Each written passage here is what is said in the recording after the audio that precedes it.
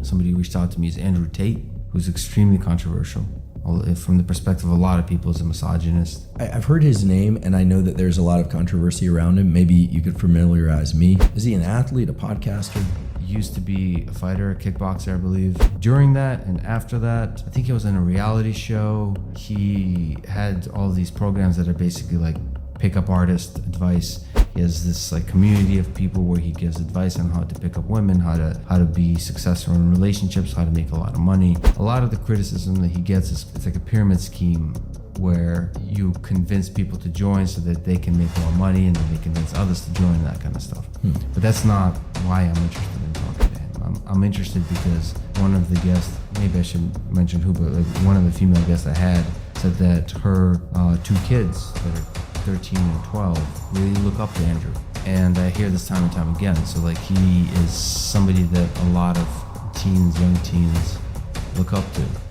I haven't done serious research. Like I usually try to avoid doing research until I like agree to talk, and then I go deep. But there is an aspect in the way he talks about women that while I understand, and I understand certain dynamics in relationships work for people, and he's one such person, but I think him being really disrespectful towards women is not how I see what it means to be a good man. So the conversation I want to have with him is about masculinity. What does masculinity mean in the 21st century?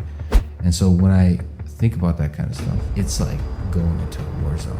When you do a podcast, everything you do is positive. Maybe you'll say the wrong thing, it's like an inaccurate thing, and you can correct yourself. With Andrew Tate, with Donald Trump, folks like this, you have to, it's a professional boxing. Like you have to push the person, you have to be really eloquent, you have to be also empathetic, because you can't just do what journalists do, which is talk down to the person the entire time. That's easy.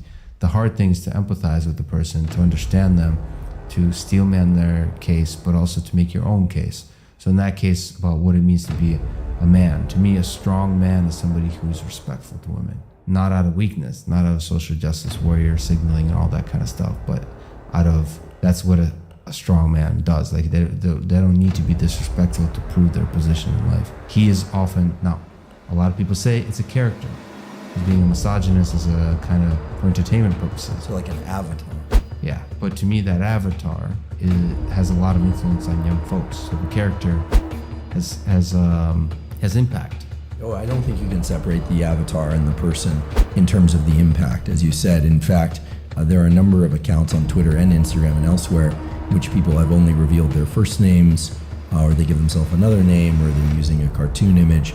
And part of that, I believe, and at least from some of these individuals who actually know who they are, I understand is an attempt to maintain their privacy, which is important to many people, and in some cases so that they can be more inflammatory and then just pop up elsewhere as something else without anyone knowing that it's the same person.